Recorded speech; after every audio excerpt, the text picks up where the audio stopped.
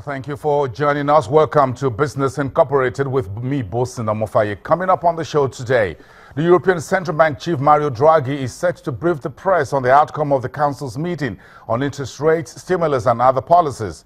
South Africa's headline consumer inflation slows to 6.3% year-on-year last month. Plus, Queen Elizabeth II of the United Kingdom turns 90 today.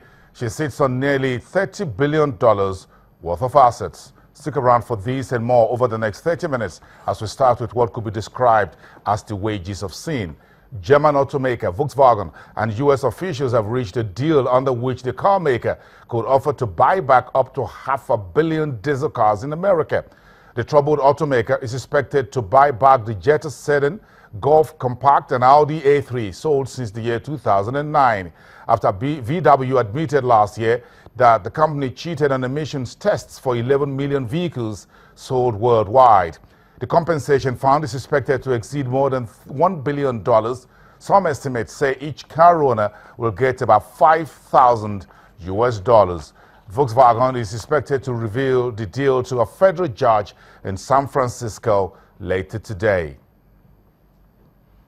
And the facilities of Mitsubishi Motors research centers was raided today by the authorities after the company admits to manipulating test data to overstate the fuel economy in its cars, a situation the Japanese government called, quote, extremely serious, end of quote. Earlier today, Transport Ministry officials arrived at Mitsubishi's Motor Corporation's plant in the central Japanese city of Okazaki for an on-site inspection. Japan's sixth biggest automaker said on Wednesday data manipulation affected 625,000 of its vehicles.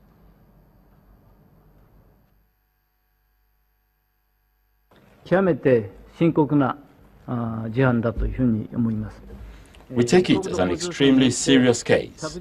The Transport Ministry yesterday ordered Mitsubishi Motors to submit a full report on the inaccurate test by the 27th of this month.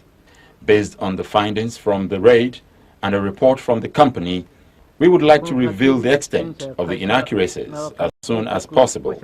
We will deal with the situation in a strict manner and would like to make sure of the safety of cars.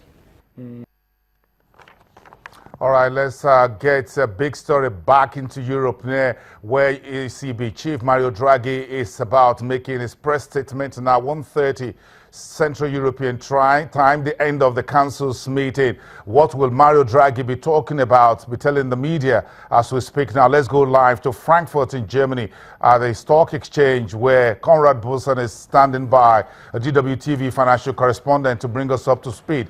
A very important day, a big day in Frankfurt where the ECB, Mario Draghi, has met to discuss and decide interesting decision.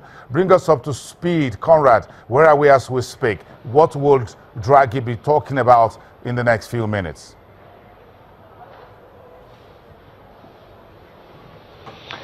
Well, first off, in terms of interest rates, the ECB decided that it is leaving the key interest rates unchanged. The lending rate will remain at 0%, and the key deposit rate that banks pay when they want to park money at the European Central Bank, that will remain down in negative territory at minus 0.4%. That's the exact number.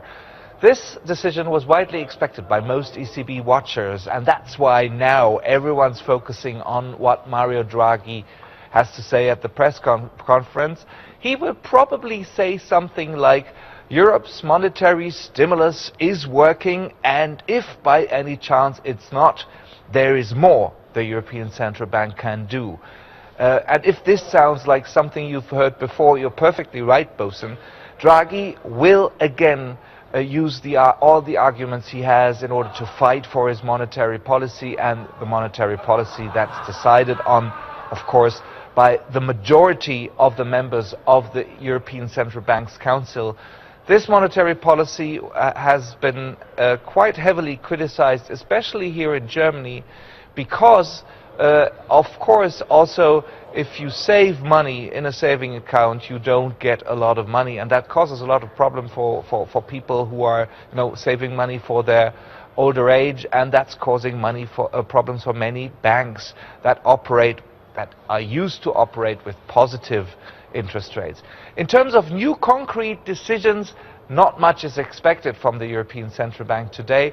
You know, the decisions that the Council took in March, they were so many and so diverse. Some of them haven't even been implemented yet.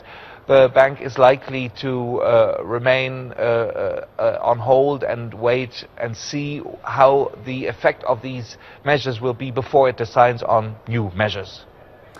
Yes, Conrad, but looking at the stock ticker, the chart, Joseph, over your shoulder there, look at where the German DAX started today and now headed south, but it looks as bouncing off a little bit around the bottom and trying to get a bit of a retrace a little bit higher. Look at that index for us, look at the Euro 600 for us, look at the broader Eurozone markets for us today. If they are, the markets, investors are already pricing in what Mario Draghi will say, what he will do, what he's likely not to say, and perhaps will not do.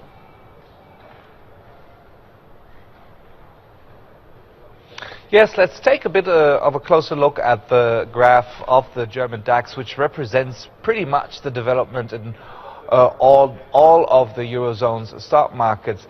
This is approximately when this interest rate decision happened. No immediate reaction to this, but as you said, here they are, the profits that investors took off the table, because we have to know that before this trading day, the German DAX, the index here, had gained nearly 9% since the beginning of last week.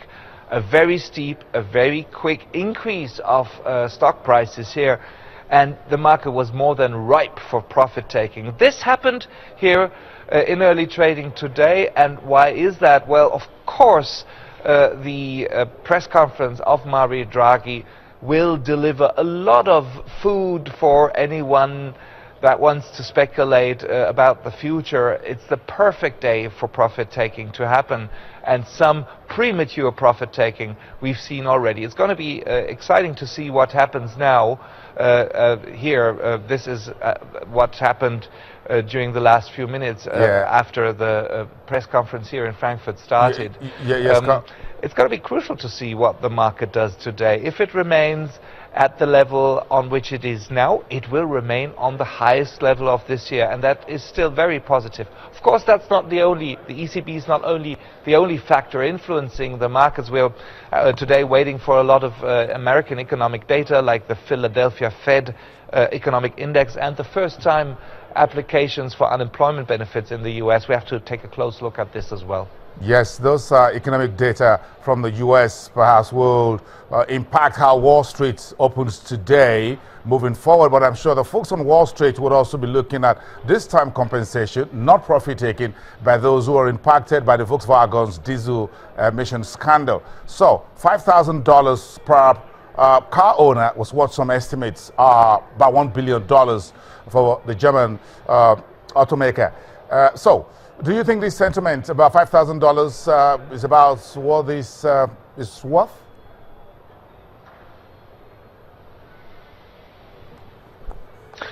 Well, as far as I can tell in terms of stock prices, investors seem to like the compromise that is in the pipeline and in the works there in the United States. The shares of Volkswagen gained 7% in yesterday's trading, and they're up another 4 to 6% at the very moment. If this compromise, as it's been reported by news agencies and widely reported, will really get through, it will of course cost a lot of money for Volkswagen, the German automaker, but at least from the point of view of investors, this will deliver an amount of money that people can calculate with.